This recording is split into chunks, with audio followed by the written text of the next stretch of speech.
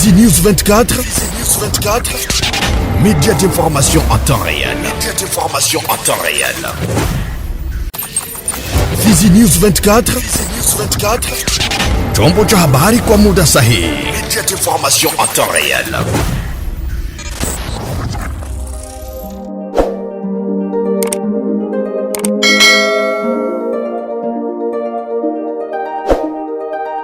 Habari za wakati huu, penzi mtazamaji wa Fizi News 24, bila shaka kwa mkunjufu na kukaribisha kuweza kufuata taarifa yetu ya habari kwa lugha tukufu la Kiswahili. Hii ni taarifa ambayo inakuja kila wakati kwa muda unaofaa. Ni Fizi News 24, mpenzi mtazamaji, ambako inakuwa ni fursa kwetu kuweza kukuletea habari ambazo zinaendelea kujiri mashariki mwa nchi ya Jamhuri ya Kidemokrasia ya Kongo na Kongo kwa ujumla.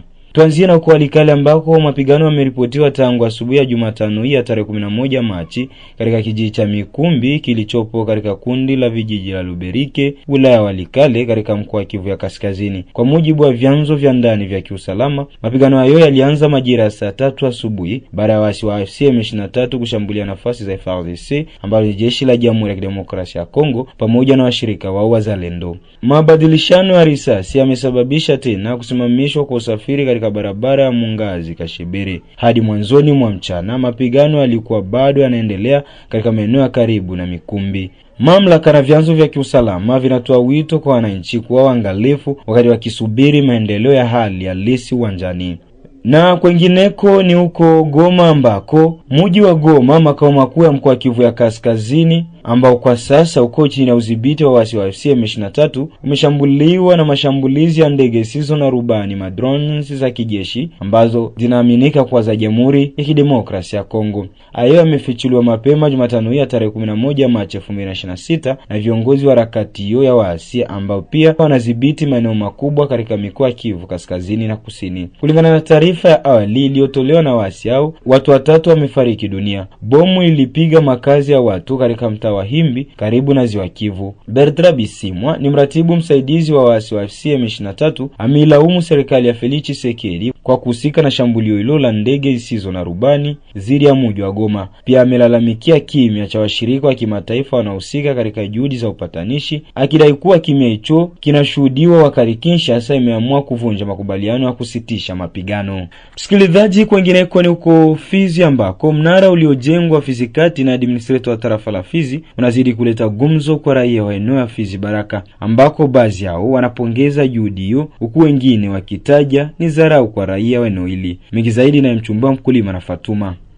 Maoni yaendelea kuwa tofauti katika wananchi wanaoishi ndani ya tarafa la Fizi na kwa wale raia wazaliwa wa Fizi waishio nje ya nchi baada ya kujengwa kwa mnara huo na administrator wa tarafa la Fizi.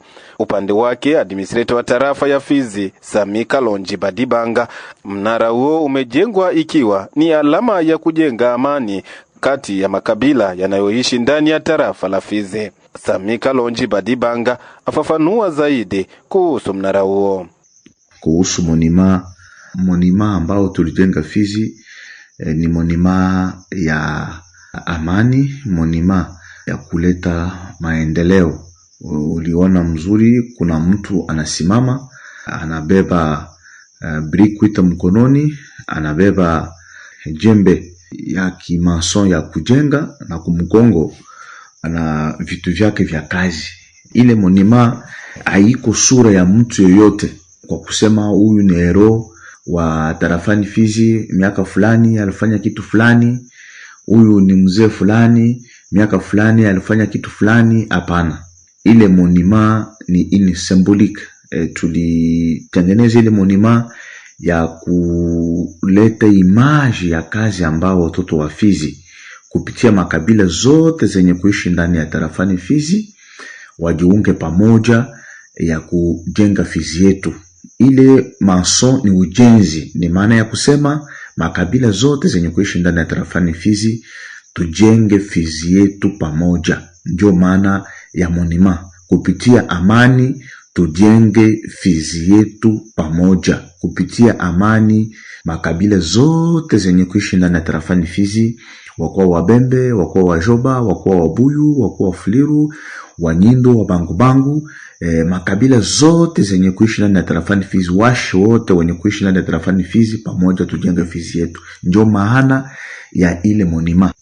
Wakati hayo ya kijiri, upande wake Albert Tonda Maisha, kiongozi wa shirika la raia, ameonesha hapa namna walivyopokea ujenzi huo wa mnara uliojengwa na administrator wa tarafa ya Fizi. Tumepokea na huzuni kabisa kubwa wakati tumepata kuona kwenye marezo sosio na watu kutuambia kweli kwamba monima ile imejengwa na imefanyiziwa seremoni, na gisi tumetoka kufata administrateur. Ni mambo ya huzuni. Administrateur amecheka watoto wote wa Fizi wenye wako Fizi, wako Baraka na wako ulimwengu. Amewacheka hadharani. Juu habiwezi wezekana mtu ajenge monima aseme iko na sensibiliser watu juu ya amani ama juu ya ujenzi wa territoire ya Fizi kuma communauté yote. Sasa fu habiwezekani. Kitu monima akikuanza kwa mtu moya ni kitu kinekiku universel. Inajengewa juu ya kucelebrate evenement historique. Monima inajengewa juu ya kuhonore mtu fulani wa lazima ama juu ya komemore eneo fulani kama vile Makobola, eneo fulani ambao watu waliuawa. Monima imejengwa. Mbavu amefanywa monima kwa sababu ni mtu wa lazima ambaye anajulikana ulimwengu mzima na Kongo mzima na Fizi mzima. Na cha ajabu administrateur na kalite yake yote ya administrateur aambie watu azanana sema ile sura haiko sura hata ya mtu mmoja, ni sura tu ambayo tulitia tu, ambayo inasembolize kujenga Fizi, inasembolize amani. Ile ni kutukana watu. Tumependa kudenonse kitu ambacho administrateur amefanya, na kwa sababu watu wote, hakuna mtu mwenye iko na foto ya baba yake administrateur au ya babu yake administrateur. Inawezekana yule ambaye administrateur amefanyia monima, inawezekana ni baba yake ambaye alikuwa maso ama ni babu yake ambaye alikuwa maso, na ndio kwa sababu akapenda kudistraire batu na materme ambaye zinaziwezi kupita mu watu ambao wanasoma, mu watu ambao wako na akili mu ulimwengu mzima. Hivyo Angale Isanganino Bwanjo, coordinator wa shirika la raia Machozi ya Raia ndani ya tarafa la Fizi, amesema kuwa wao upande wao hawajaona ubaya wowote kuhusu kujengwa kwa mnara huo, licha ni sura ya mtu ambaye asiyefahamika katika eneo hili la tarafa la Fizi na mji wa Baraka. Ile monima aionyeshe sura ya mtu yeyote ule ambaye tunaweza tukafananisha naye. Hapana, akujenga kwa malengo ya kutia sura yake au sura ya mtu yeyote yule. Ile monima pale yenye tunaiona pale, kuko mtu anaoshikilia brick, anashikilia truer, anavalia begi mgongoni, na ndani ya begi yake munaonyesha mna vyombo vya kazi. Na ukiona hata kwenye tunaweza ita mkabo wa sakoshi, kuna fazi ambapo wanatia pale marto na mete ya kuonyesha yeye ni fundi. Yanaonyesha kupitia kazi majenzi tujenge tarafa letu la Fizi. Tusijenge tarafa la Fizi kwa mizozo, hapana. Tujenge tarafa la Fizi kupitia kazi, njo itatuma watu wanajenga tarafa la Fizi. Isiwe ya kuonyesha ubaguzi wa kabila ipatikanao ndani ya tarafa letu la Fizi. Akawahi kutaja kama vile Wabembe, Wazoba, Wafuliru, Wanyindu. Tujenge tarafa letu la Fizi kupitia kazi. Kwa haile maoni anayokuwa nayo, kama ni kupitia kazi, ni vizuri sana sisi watoto wa Fizi tujenge Fizi kupitia kazi. Tunaweza omba kwenye kuwa serikali letu la Kongo, hayo ikuwe ya kwanza kupana hasa makazi uvijana wa tarafa la Fizi. Kwa sababu kama mtu ana kazi, ndio pale atapata mwae ya kujenga tarafa letu la Fizi. Sami Kalonji Badibanga, administrator wa tarafa la Fizi, ameongeza kuwa hiyo sio mwisho kwa kujengwa kwa mnara ndani ya eneo la tarafa la Fizi, kwani bado nafasi ipo kwa ajili ya ujenzi wa malida wengine wa eneo hili la tarafa la Fizi na mji wa Baraka. Kama kutakuwa mwingine mtu mwenyewe atakuja kesho wala kesho yake kusema ya kwamba tujenge monima ya shujaa wa Fizi mwenye mwaka fulani alifanya hiki na hiki, sa monima yenye niliona pale Fizi ya Mbavu Moja, ni monima yenye iko kupori kabisa. Hakuna watu wenyewe wanajua historia ya Mbavu Moja, lakini monima ingekuwa kubalabala ingetusaidia na watu wakakuwa wanajua historia kabisa ya Mbavu Moja kisi wakati alitumika Mwinchi ya Tanzania, alikuwa mpambanaji mkubwa, alifanya kazi ya mzuri sana mwinchi jirani Tanzania, ambapo moyo kwa sababu mayani shakuwa mengi na monima iko mpori mbali na watu. Ingekuwa vema ili monima ingekuwa Baraka, monima ingekuwa Fizi, ingekuwa wapi kwenye wangeitia kupitia na benye nayo, na waza ingekuwa mzuri sana kwa watu kusoma na kujua historia ya Mbavu Moya. Asante sana. Mwishowe Albert Etonda Maisha amemtaka administrator wa tarafa la Fizi kuchukua hatua mara moja ya kubomoa mnara huo wenye sura ya mtu asiyejulikana maeneo yote ya tarafa la Fizi na kote nchini, kwani alama ni nyingi zinazoashiria kwa kujenga amani. Na kwa hiyo kama mashirika ya kiraia, kama vile wazalendo wa kiraia, mzalendo siye mpaka yule ambayo iko na bunduki, ni yule ambaye anapenda eneo. Tunaomba kwanza washefu kutimia wote wasimame, wadepite wasimame, mastructure yote ya maswiti civili isimame, administrateur avunje ile monima ye peke hadharani, tena hapana usiku.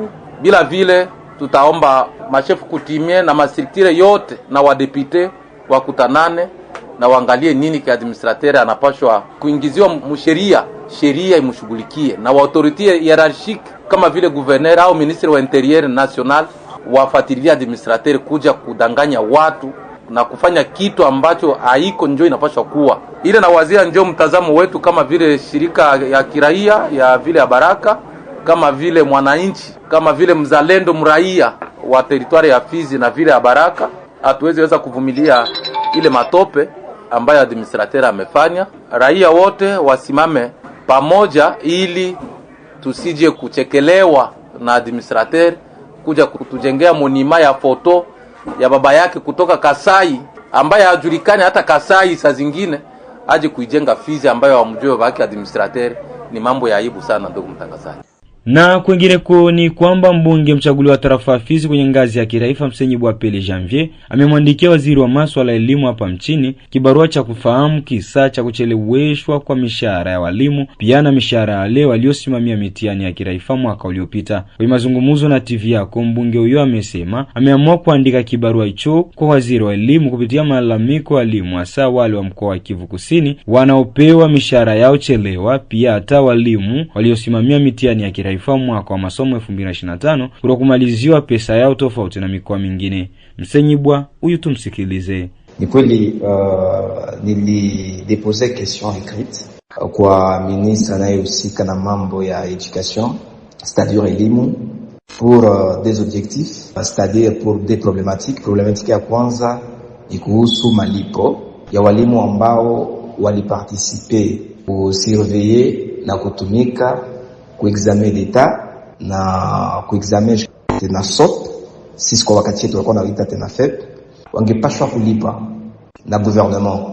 Mais gouvernement ya nchi kupitia waziri wa elimu walidekesaka 49% ya envelope ambayo walimu wangelipata juu ya hiyo prise en charge ya intervenant. Alors kulibakia 51% ambayo ilipaswa kulipiwa avant la fin ya 2025 na mpaka hivi zile frangazi yalipiwa. Alors muadresse hiyo kesho pour que tujue kwa juu ya nini année ya 2025 walimu hawakupata franga zao zote, alors que ma province zingine zilipata franga zao zote. Mais Sud Kivu 1, Sud Kivu 2, Sud Kivu 3 ba intervenant ya kuma épreuve certificative 2025 hawakupata franga zao.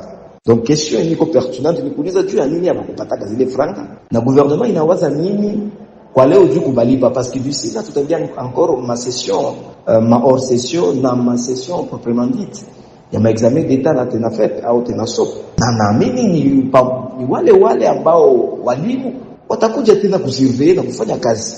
Sasa wao watakubali kufanya kazi namna gani na bado gouvernement ingali na deni yao? C'est la première problématique que j'ai mis en marche pour que le gouvernement iangalie gisi tafanya. La deuxième problématique qu'on a dû répéter, je ne sais pas, est-ce que le gouvernement est parlementaire, est-ce que le gouvernement a déjà souffrance à Balimu, parce que les enseignants ne vivent qu'il y a des franga zenye banalipiwa mwisho wa mwezi, kisha kila mwisho wa mwezi miezi mbili ipite abayalipiwa. Est-ce que le gouvernement anajua gisi bako anaishi na matatizo? Alors j'ai posé aussi cette question batuambie effectivement en réalité problème ni nini. Parce que bon, nili soulever question ya ma PPL mobile, tout ça, les vyote bifanyiki. Gouvernement ituambie, et je crois dans cette tendance, diko ngoya question qui est transmise par l'Assemblée nationale au niveau ya ku ministère, nende muona face à face, tuongee kinaga ubaga mimi naye na tuangalie nini ambacho kinaweza kufanyika juu ya walimu.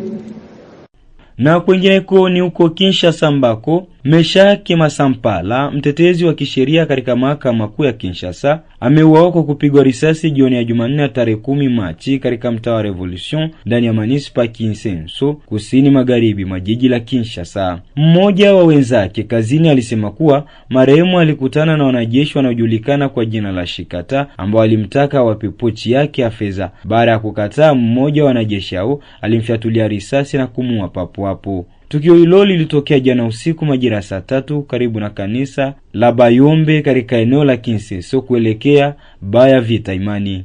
Familia ya Meshaki Masampala pia inawalaumu wanajeshi hao wanaitwa Shikata na inataka kitendo hicho kisichokubalika kisiende bila wahusika kuchukuliwa hatua za kisheria. Kwa mujibu wa vyanzo vyetu, mwili wa marehemu uliwasili leo kabla mchana katika chumba cha kuhifadhia maiti cha Hopital de Reference ya Matete katika Montreal ya Umeko. Ikumbukwe kuwa mwezi Agosti mwaka 2025 wakazi wa baadhi ya mitaa manispa hiyo walinua sauti kupinga matukio kadhaa ya matumizi mabaya ya nguvu yanayodaiwa kufanywa na wanajeshi wa Shikata ambao walitumwa katika eneo hilo kwa ajili ya kuimarisha usalama. Mpenzi mtazamaji, bila shaka hapo ndipo tumefika mwisho wa tahariri habari yetu kwa lugha tukufu la Kiswahili, na kusamiri wewe ambao unaendelea kutufuata kila wakati na kutupa muda wako. Hii ni Fizi News 24. Fizi News 24, média d'information en temps réel. Fizi News 24, chombo cha habari kwa muda sahihi. Média d'information en temps réel.